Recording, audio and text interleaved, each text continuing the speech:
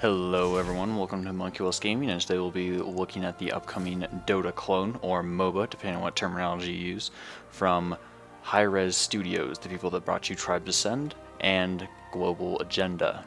As you can probably already tell, it is heavily mythologically themed. All the characters you can play are mythological figures from the past, and the game relies heavily upon this aesthetic. So if we go into gods here, you can see that there is quite the variety of art styles, from Anubis with his Gravehound skin. It's very cool how the magic flows through his muscles that are still attached, neat touch. And Hades. There are quite a few like dark, evil-looking characters, so it's very well filled out on that end of the spectrum. And there's even the lighter side with Cupid, the bobblehead, chibi kind of character, with my favorite skin, the Lil Devil, which consists of the onesie devil suit, so you can slay your enemies as a little dancing chibi onesie Cupid. Quite interesting indeed. So, being a free-to-play game and run off a microtransaction business model, some of these skins are available for the substitute for actual currency, in this case gems, and the experience substitute, which is favor. The skins, which are just recolors, add some different touches in there, are available for experience, and then the ones that drastically change the character and actually make them look more badass and awesome are only available for currency. And you can see here with this Thor character, they've added a skin that's Rockstar themed, so they're not taking themselves too seriously when it comes to skins. Very cool. This does give me a little bit of an idea. Hi-Rez, if you're listening to this for some reason, I petitioned for a Rockstar Jesus skin for Thor, or possibly a Jesus character. I know it's laughable, probably stray away from actual modern theological characters for obvious reasons, but nonetheless, sending your rifts of doom towards your enemies would be awesome, and something that I would buy in a heartbeat. It'll be interesting to see what kind of characters they're able to come up with consistently.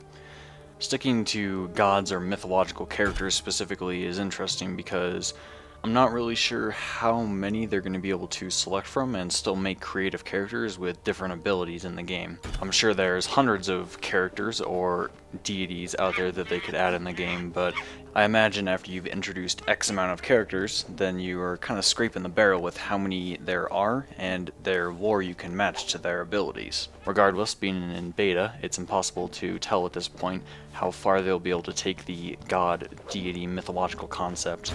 I suppose only time will tell, and we'll see over the lifespan of the game once it is released how much updating is done. Another tricky point is that Hi-Rez isn't a particularly large studio, and the genre that it's dipping its toe into isn't exactly exclusive.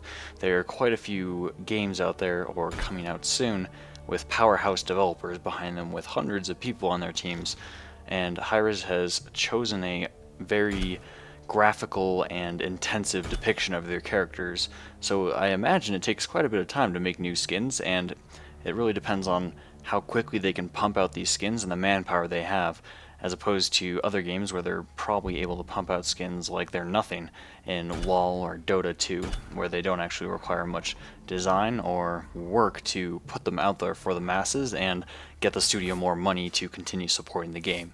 So it'll be interesting to see how Hi-Rez will be able to balance the microtransaction business model of the game with how limited they are as a studio in size. So moving away from the business model side a little bit, if we go into the actual characters here, you're able to see quite a bit about them. They give you the recommended roles they're supposed to fill, as well as a quick at a glance of what they're good at, strong, magical, weak in other areas and whatnot, as well as the actual numbers of what they're able to perform, if you're more into that kind of thing. Then you have the abilities of your character as you look through, as well as the items. In this game, there's actually a automatic buy recommended items, as well as unlock skills. We'll get into that a little bit later once we jump into the gameplay. And then you have a good couple paragraphs of what this character's lore is all about, and some backstory, if you care to read a little bit about that. Anyway, if we move on to the actual store here, you're able to see it brings up the web browser, what the current cost is for gems here.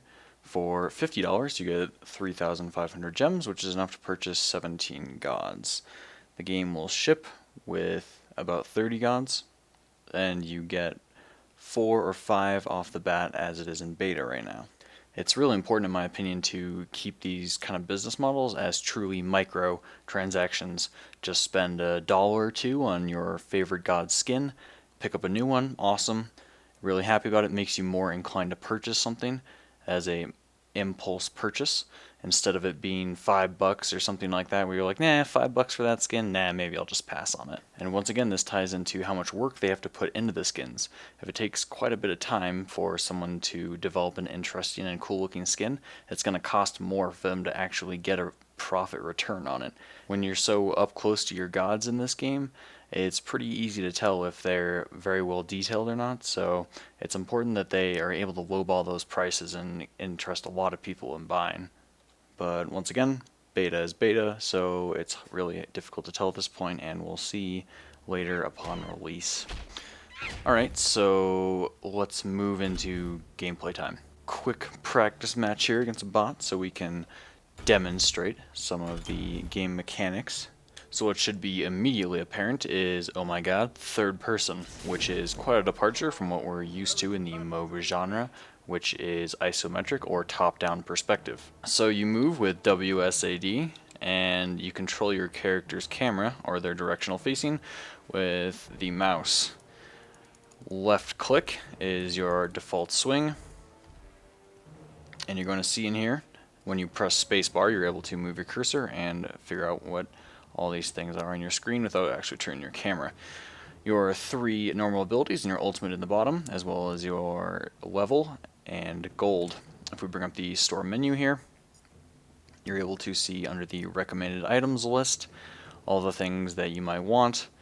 There is quite a good variety of items you would want, as well as things you can use that are fun to mess around with.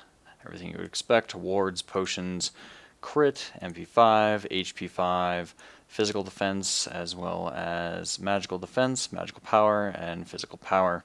There is no real surprises when it comes to stats in the store or items, but they don't build into each other. There are only 3 tiers of each item, and they progressively get better. They start off with minor stats that you might want in combination with one another, and then the third, last, final part of the item usually has an unexpected effect, such as slowing, or stacking buff, or whatever is unique to that item. It's kind of a bummer that they don't really build into each other or go anywhere from the third part. I like it when they build together and you use things in combination with one another to get better items. That's just my personal preference, but some other people, I'm sure, feel differently. There is some price scaling on items. For instance, some are cheaper and better for early game, and some are better later game when they're more expensive, so that's kind of like a tiering system.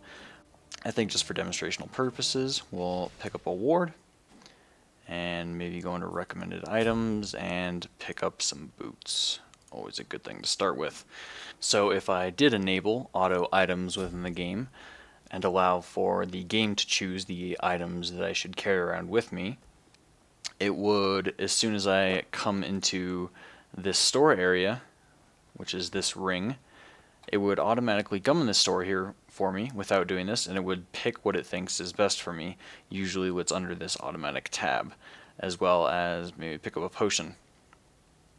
So that's very, very good for new players, and it disables at level 6. So let's go over here. Level 6 is probably a little high for most people that actually know what they're doing in a MOBA.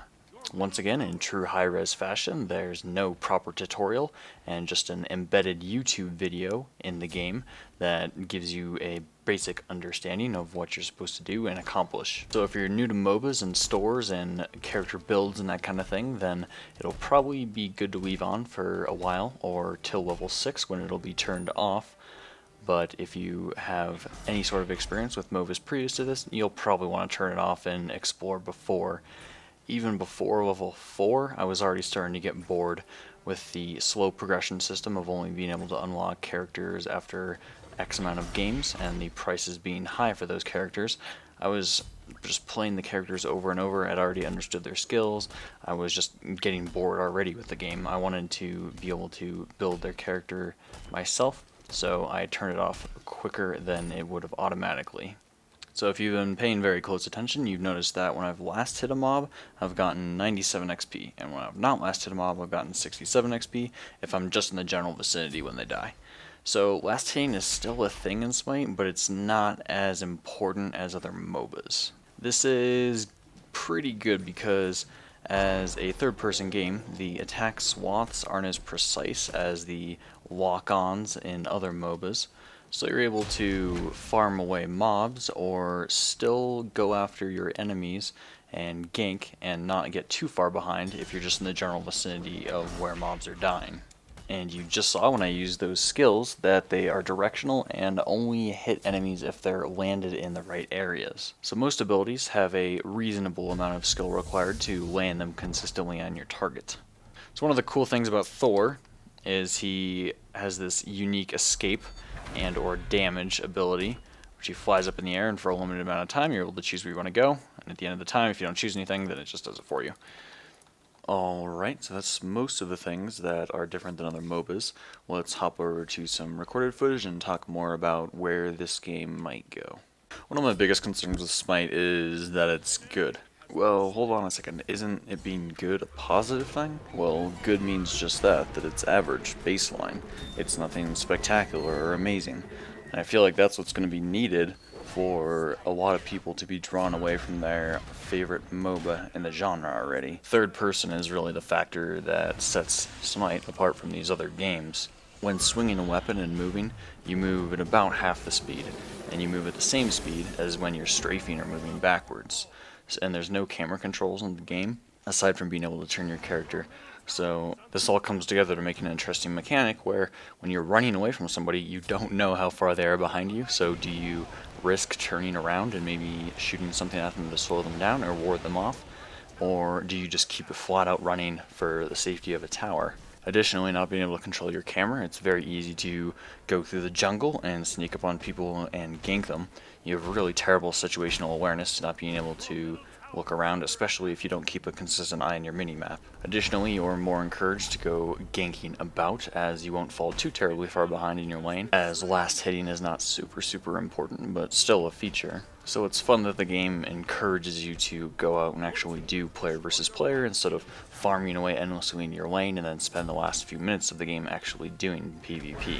And when you do get in a big team fight, it's crazy to see all these skills and abilities going everywhere, and all those skills and abilities are skill shots, so you have to actually aim them, which does add a reasonable amount of prediction skills, as some take a little bit longer to arrive at their target as some other ones. So actually being careful, cautious, and planning out your plan of attack will reward good players as opposed to people who just run in and smash buttons.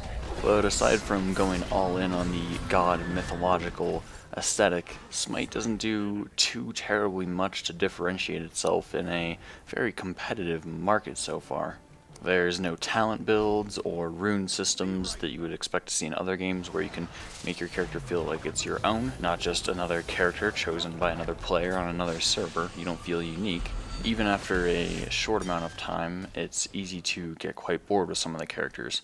You go through some of the different item builds that are practical for that character, maybe a tanky build, or maybe a more magic power based build, and then once you've done those a couple times, it's like, where else can I change this character? Not having some sort of deeper customization skill tree or whatnot, I feel kind of hurts the game. It doesn't have to be a skill tree or a talent system. I'm sure they can come up with something new and innovative, but after you've played through the characters a few times and gotten used to them and done different builds through items that are in the game, it's just kind of boring. You don't really feel like it's different or interesting or new every single time. It's kind of just the same thing over and over once you unlock the character. I really feel like they need to add something in there that actually keeps you retained to a certain character and squeeze more playtime out of them.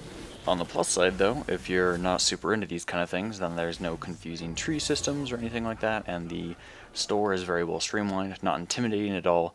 Most of the items seem combined together that would obviously complement each other, And even if you don't want to mess around with that sort of thing, the auto buy feature works very well and will give you a build that will be competitive with other people. So it's not a bad game. It does everything it attempts to do reasonably well. It's entertaining. There's some cool moments in there. The characters are awesome, and the aesthetic is pulled off very well in the world. But one of the major selling points for this game is that it's in third person, and I'm not sure if that's enough to pull people off their favorite MOBA that's already has tons of content in it and characters and whatnot to switch over to this one. And even if they do switch over to this one, will it have enough content and interesting builds within the game to keep people engaged for a long amount of time? In my personal opinion, it's probably not in both aspects. Third person is cool, it adds some interesting factors into the MOBA genre, but it doesn't really revolutionize the game in any sort of interesting or incredibly engaging ways. I feel like once it'll be released, people will be like, oh cool, a new MOBA, and check it out for a little bit, but then just get bored after a while and go back to what they're already used to playing. Smite is still in beta though, so hopefully before it launches we'll see the implementation of some new features that'll keep people retained and add some more depth and replayability to characters. But we'll see when it is finally released. Thanks for watching, hope you enjoyed this video. If you did enjoy it or found it informative, I would appreciate your like or favorite. You don't have to, but if you do, it really helps me out. And to stay up to date and never miss another video, make sure to click that subscribe button. Once again, thanks for watching, this was Homunculus Gaming, and I'll see you next time.